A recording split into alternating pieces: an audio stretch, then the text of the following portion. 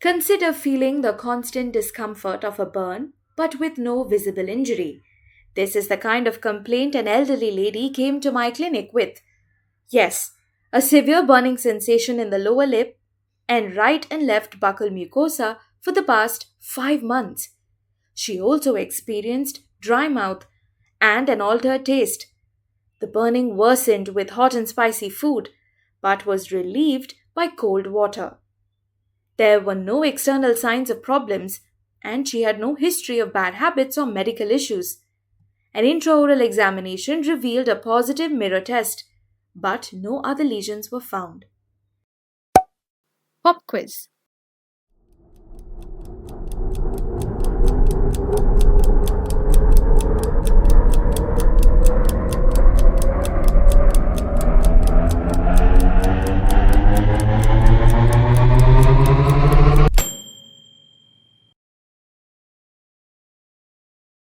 Since I had not found any cause for the burning, I was faced with a diagnostic dilemma.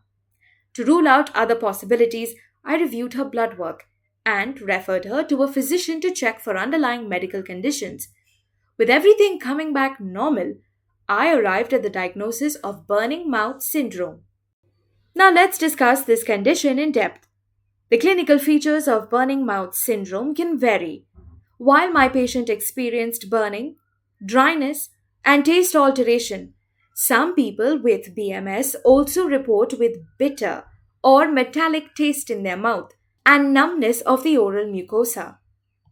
The annoying sensation most commonly involves the anterior two-thirds of the tongue, followed by the dorsum, lateral borders of the tongue, anterior portion of the hard palate, labial mucosa, and buccal mucosa.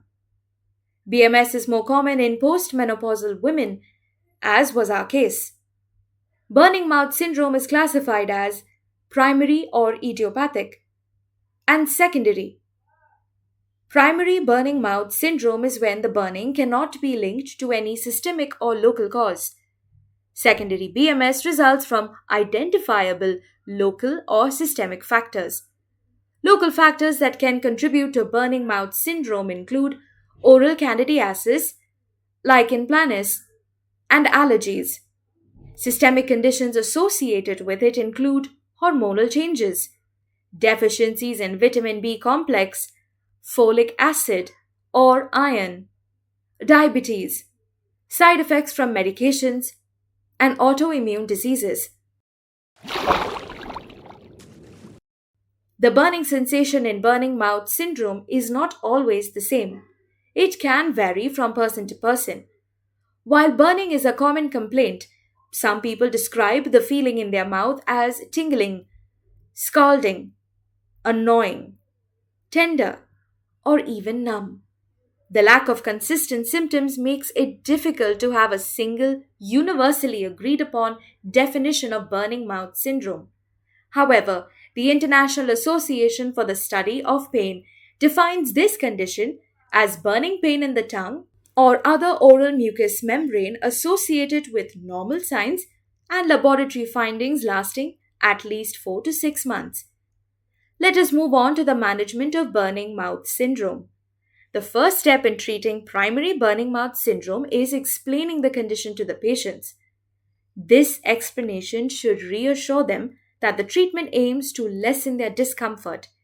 It is also important to manage expectations by explaining that the burning may not completely disappear. Since my patient had primary burning mouth syndrome, following a discussion, I started her on clonazepam at a dose of 0.25 milligrams twice a day. Unfortunately, after a week of treatment, she reported no improvement. To address this, I increased the dosage to 3 times a day. Thankfully, a follow-up visit after 10 days revealed an improvement in her symptoms. I advised her to continue taking the medication and return for regular monthly checkups to monitor her progress. Other treatment options include medications like paroxetine, sertraline, alpha lipoic acid, and gabapentin. This is a table with a list of drugs and their dosage. Feel free to take a screenshot.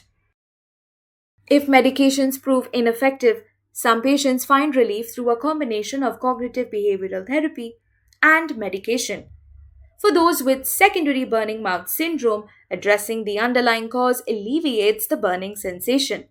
Now that we have a better understanding of this condition, keep in mind that burning mouth syndrome is a frustrating and painful condition for patients. A thorough understanding of the etiology and psychological impact on the patient, combined with pharmacological interventions, is required for better management. We have now come to the end of this video. Thank you so much for watching. Don't forget to like the video and subscribe to our channel.